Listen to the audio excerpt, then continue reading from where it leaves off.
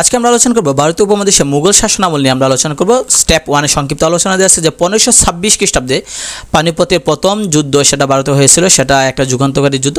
এই যুদ্ধে আমরা জানি যে লোদি বংশের অবসান ঘটেছিল, সেটা হচ্ছে লোদি বংশের উপর এই ধ্বংসস্তূপের উপর মুঘল বংশ সেটা প্রতিষ্ঠা লাভ করেছিল। সেদিকে আমরা যদি খেয়াল করে দেখি সেটা হচ্ছে যে লোদি বংশ প্রতিষ্ঠা করেছিল যারা তাদেরকে ধ্বংস করে সর্বশেষ ইব্রাহিম লোদির সাথে 1526 সালে যুদ্ধ হয়েছিল, সেটা বাবরের সাথে যুদ্ধ হয়েছিল। এটা এখানে আলোচনা করা হয়েছে, অর্থাৎ মুঘল বংশের যে প্রতিষ্ঠাতা সেটা দেওয়া আছে। তো মুঘল বংশের বংশ তালিকা যদি আমরা দেখেছি সেটা হচ্ছে 1526 থেকে 1707 পর্যন্ত মুঘলদের বংশের তালিকা দেশে। এখানে যদি আমরা খেয়াল করে দেখি সেটা হচ্ছে জহিরুদ্দিন মোহাম্মদ বাবর, তিনি 1526 থেকে 1530 পর্যন্ত ক্ষমতা ছিলেন। তার পুত্র হুমায়ুন, তিনি 1530 থেকে 1556 পর্যন্ত তিনি ক্ষমতা ছিলেন। তার বাবরের পুত্র ছিল হুমায়ুন, ছিল কামরান, ছিল হিন্দাল, ছিল এবং আসকারি ছিল। পরবর্তীতে আমরা জানি হুমায়ুনের পুত্র আকবর এবং মির্জা মোহাম্মদ হাকিম ছিল, দুইজন ছিল হুমায়ুনের পুত্র।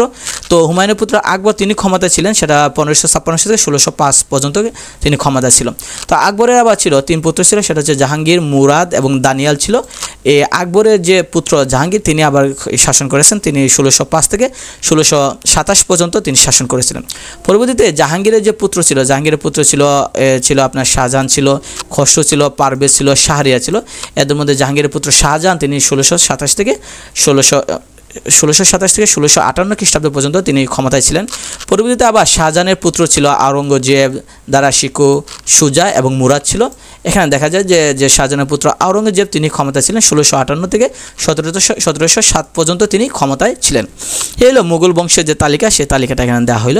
তো আমরা এক একটা শুরু করি। যে প্রথম জহিরুদ্দিন মোহাম্মদ বাবর, তিনি 1526 থেকে 1530 পর্যন্ত এই যে লিস্টে দেওয়া আছে, যে প্রথম 1 নম্বর দেশে জহিরুদ্দিন মোহাম্মদ বাবর, তাকে নিয়ে আমরা আলোচনা করব প্রথম স্টেপ বাই স্টেপ। তিনি জহিরুদ্দিন মোহাম্মদ বাবর তিনি 1526 থেকে 1530 খ্রিস্টাব্দ পর্যন্ত ক্ষমতায় ছিলেন। বাবর ছিলেন জাতিতে তুরস্কে ছিল তিনি, এবং তৈমুর লংয়ের বংশধর ছিল তিনি।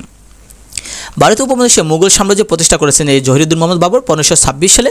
তিনি ইব্রাহিম লোদিকে, লোদি বংশের যে রাজা ছিল ইব্রাহিম লোদি, তাকে পরাজিত করে তিনি কী করেছে যে মুঘল সাম্রাজ্য প্রতিষ্ঠা করেছেন। ভারতের পূর্বে উপমহাদেশে প্রাচুর্য এবং আর্থিক সম্পদে আকৃষ্ট হয়ে চেঙ্গিস খান ভারতীয় উপমহাদেশে আক্রমণ করেছিলেন ত্রয়োদশ শতাব্দীতে। অর্থাৎ ত্রয়োদশ শতাব্দীতে তিনি আক্রমণ করেছিলেন চেঙ্গিস খান। তৈমুর লং আক্রমণ করেছিল 1398 খ্রিস্টাব্দে। পানিপথে প্রথমবার যুদ্ধ হয়েছিল, কামান বা আগ্নেয়াস্ত্র বা গোলাগরদের ব্যবহার হয়েছিল।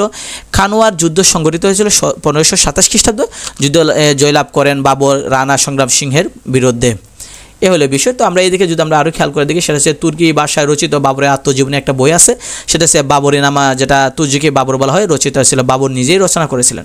বাবর মৃত্যুবরণ করেছিলেন 1530 খ্রিস্টাব্দে। সমাহিত করা হয় কাবুলে, আফগানিস্তানের কাবুলে তাকে সমাহিত করা। পানিপথের দ্বিতীয় যুদ্ধ সেটা হয়েছিল 1556 সালে, বৈরাম খা এবং হিমুর মধ্যে সংঘটিত হয়েছিল।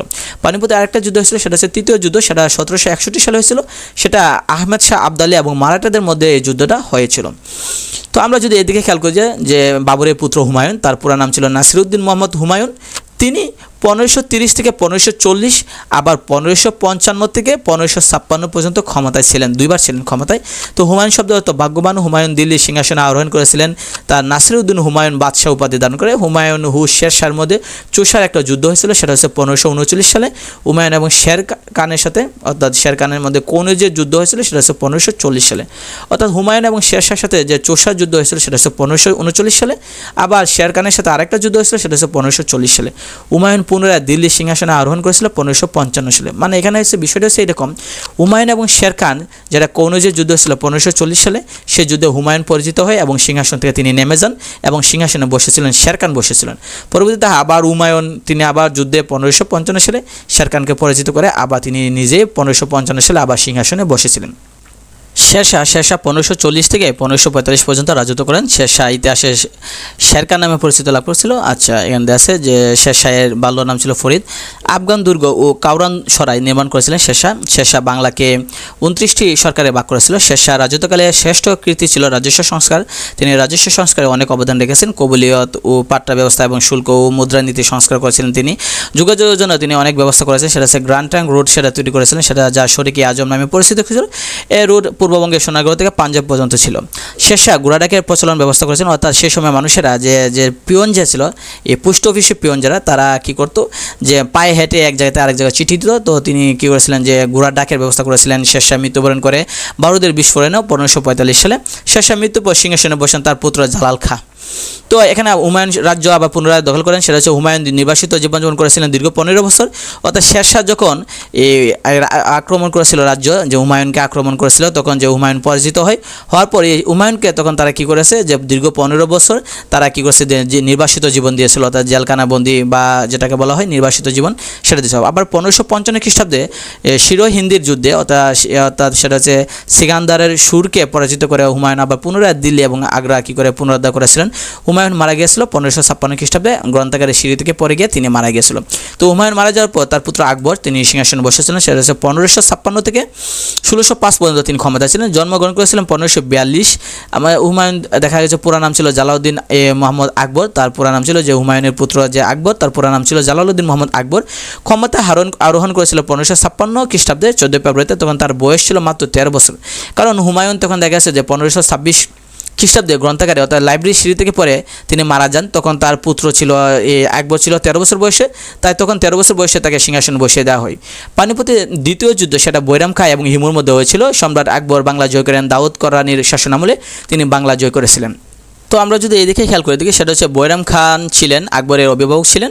সম্রাট আকবর বৈরাম খানকে লর্ড ফাদার বা খানি বাবা বা খানি খানান বলে ডাকতেন। কারণ আমরা জানি যে হুমায়ুন যখন মৃত্যুবরণ করেন তখন সম্রাট আকবরের বয়স ছিল 13 বছর বয়সে সিংহাসনে বসেন। তখন তার অভিভাবক হিসেবে, যেহেতু তিনি এখনও প্রাপ্তবয়স্ক হয় নাই, তাই তিনি রাজ্য শাসন করার জন্য বৈরাম খানকে তিনি অভিভাবক হিসেবে তিনি গ্রহণ করেছিলেন। রাজমহলে যুদ্ধ সংঘটিত হয় 1756 সালে। 1776 সালে রাজমহলে যুদ্ধ হয়। সম্রাট আকবর এবং দাউদ কররানীর মধ্যে এই যুদ্ধটা সংঘটিত হয়েছিল। সম্রাট আকবরের রাজস্ব মন্ত্রী ছিল টুডরমল, তিনি রাজস্ব সংস্কারের জন্য তিনি বিখ্যাত ছিলেন। বাংলাদেশে বারুবিয়াদে অভ্যুত্থান ঘটেছিল সম্রাট আকবরের সময় ছিল। আকবরের নবরত্নের মধ্যে উল্লেখযোগ্য ছিল রাজা টুডরমল, তানসেন, আবুল ফজল, বীরবল, তারা ছিল সম্রাট আকবরের এই রাজসভার মধ্যে তারা ছিল। পণ্ডিত জওহরলাল নেহেরু সম্রাট আকবরকে ফাদার অফ ইন্ডিয়ান ন্যাশনালিজম অর্থাৎ ভারতীয় জাতীয়তাবাদের জনক বলা হয়। বাংলা সন প্রবর্তিত করেন সম্রাট আকবর, সেটা হচ্ছে 1584 খ্রিস্টাব্দে। কার্যকর সম্রাটের সিংহাসনে আরোহণের সময় থেকে সেটা হচ্ছে 1556 খ্রিস্টাব্দ থেকে। অর্থাৎ তিনি 1584 সালে তিনি বাংলা সন প্রবর্তিত করেন, কিন্তু হিসাবটা ধরা হয়েছে 1556 সাল থেকে, অর্থাৎ তিনি যখন সিংহাসনে বসেন তখন থেকে। মৃত্যু হয় 1605 খ্রিস্টাব্দে। সমাধি দেওয়া হয় সেকেন্দ্রায়, সেটা হচ্ছে উত্তরপ্রদেশ ভারতের সেকেন্দ্রায় তাকে সমাহিত করা হয়।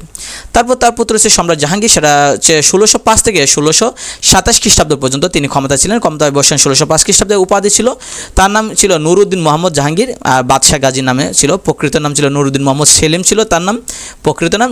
নূরজাহান ছিল তার সম্রাট জাহাঙ্গীরের 20তম স্ত্রী। নূরজাহানের ভালো নাম ছিল মেহেরুন্নেসা ছিল তার দ্বাদশ আইন সমন্বয় করেছিল সম্রাট জাহাঙ্গীর। জাহাঙ্গীরের শাসনামলে বিদ্রোহ করেন শাহজাদা খুররম, যেটা শাহজাহান নাম ছিল। সম্রাট জাহাঙ্গীরের আমলে বারুবিয়াদে দমন করেন ইসলাম খান।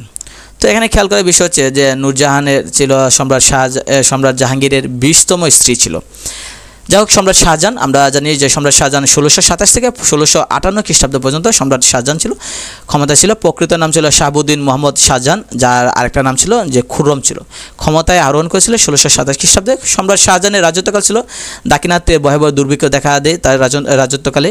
মমতাজ মৃত্যুবরণ করেন 1631 খ্রিস্টাব্দে। শাহজাহান তার প্রিয়তম পত্নী সমাধির উপর দাম্পত্য প্রেমের এক অমর কীর্তি, যেটা হচ্ছে তাজমহল নির্মাণ করেছেন। 1632 থেকে 1652 খ্রিস্টাব্দ পর্যন্ত তিনি এই তাজমহল নির্মাণ করেন। ভারতবর্ষে প্রিন্স অফ বিল্ডার্স নামে আমরা জানি সম্রাট শাহজাহানকে বলা হয়।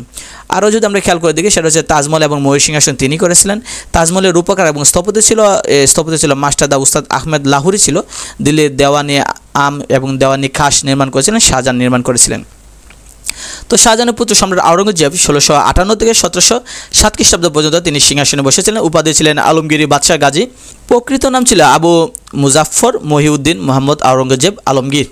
আওরঙ্গজেব প্রায় 80 প্রকার কর মওকুফ করে দেন। তিনি সম্রাট আকবর কর্তৃক প্রবর্তিত দ্বীন ইলাহি রহিত করেছিলেন, অর্থাৎ দ্বীন ইলাহি ধর্মটাকে বাদ দিয়েছিলেন। জিজিয়া কর পুনরায় প্রবর্তন করেছিলেন সম্রাট আওরঙ্গজেব। কোরআন শরীফ নকল ও টুপি সেলাই করে জীবিকা নির্বাহ করতেন সম্রাট আওরঙ্গজেব। অর্থাৎ কোরআন শরীফ তিনি হাতে লিখে সেগুলো বিক্রি করতেন এবং টুপি সেলাই করে সেগুলো বিক্রি করতেন, সেগুলো দিয়ে তার সংসার চলত। যদিও তিনি কী ছিলেন, এই যে পুরা ভারতবর্ষের তিনি সম্রাট ছিলেন। সম্রাট আওরঙ্গজেব রচনা করেছেন ফতোয়া ই আলমগীর নামে একটা বই রচনা করেছেন। শাহ মোহাম্মদ আজম ছিলেন বাদশাহ আওরঙ্গজেবের তৃতীয় পুত্র। তো এই হলো তাদের শাসন আমল। যদি আমরা খেয়াল করে দেখি সেটা মুঘল শাসকদের অবদান বা কৃতিত্ব যদি আমরা খেয়াল করি সেটা এখানে এক নজরে যদি দেখি সেটা হচ্ছে বাবর সময়কাল ছিল 1526 থেকে 1530। তার ভারতবর্ষে মুঘল সাম্রাজ্যের প্রতিষ্ঠাতা তিনি। ভারতীয় উপমহাদেশে প্রথম কামানের ব্যবহার তিনি করেছিলেন। হুমায়ুন 1530 থেকে 1556 বাংলার নামকরণ করেছিলেন তিনি জান্নাতাবাদ। এগুলো হচ্ছে ইম্পর্টেন্ট টপ টিপস যেগুলো বিভিন্ন পরীক্ষা আসে। আকবর 1556 থেকে 1605 পর্যন্ত ক্ষমতায় ছিলেন, বাংলা মুঘল সাম্রাজ্য প্রতিষ্ঠা করেন। এর আগে কিন্তু বাবর এবং হুমায়ুন কখনো বাংলায় শাসন করেন নাই। হুমায়ুন কিন্তু বাংলায় ঘুরে এসেছেন এবং তার নাম দিয়েছিল জান্নাতাবাদ, কিন্তু তিনি বাংলায় কিন্তু শাসন করতে পারেন নাই বা বাংলা তার নিজের আন্ডারে নিয়ে আনতে পারেন নাই। কিন্তু আকবর ঠিকই বাংলাটাকে তার নিজের আন্ডারে নিয়ে আসে। তো বাংলা মুঘল সাম্রাজ্য প্রতিষ্ঠা করছে কিন্তু এই আকবরই। পানিপথে দ্বিতীয় যুদ্ধ তার সময় হয়েছিল, সেটা হচ্ছে 1556 সালে হিমুকে পরাজিত করেছিলেন। তিনি দিনে হিলাই ধর্ম প্রতিষ্ঠা করেছিলেন। 1576 সালে বাংলা জয় করে বাংলা মুঘল শাসন করে। তাহলে বাংলা কত সালে তিনি বাংলাকে তারা আন্ডারে নিয়েছিল বা বাংলা জয় করেছিল সম্রাট আকবর? সেটা হচ্ছে 1576 সালে তিনি বাংলা জয় করেছিল। তার পুত্র জাহাঙ্গীর সেটা 1605 থেকে 1627 পর্যন্ত ক্ষমতা ছিল। তিনি তার আমলে ইসলাম খান বারুবুয়াদের দমন করেছিল, এটা একটা গুরুত্বপূর্ণ বিষয়। 1612 সালে সমগ্র বাংলা মুঘলদের শাসনে আনয়ন করেন এবং নিজের নামে মুদ্রা তৈরি করেছিলেন। শাহজাহান 1627 থেকে 1658 সাল তিনি আগ্রা তাজমহল, ময়ূর সিংহাসন, দিল্লির জামে মসজিদ, দিল্লির লালকেল্লা, শালিমার উদ্যান, খাসমহল, শীষমহল এগুলো তিনি তৈরি করেছেন। ইতিহাসে প্রিন্স অফ বিল্ডার বলা হয় তাকে। তারপর আমরা দেখি আওরঙ্গজেব, তিনি 1658 থেকে 1707 পর্যন্ত ছিল। আওরঙ্গজেব শাহ সুজাকে দমন করার জন্য মীর জুমলাকে বাংলায় পাঠান। আওরঙ্গজেব শায়েস্তা খানকে বাংলার সুবেদার পাঠান 1664 সালে এবং দ্বিতীয়বার আবার পাঠান 1679 সালে। তিনি বাংলায় সুবেদার হিসেবে নিযুক্ত করেছিলেন শায়েস্তা খানকে।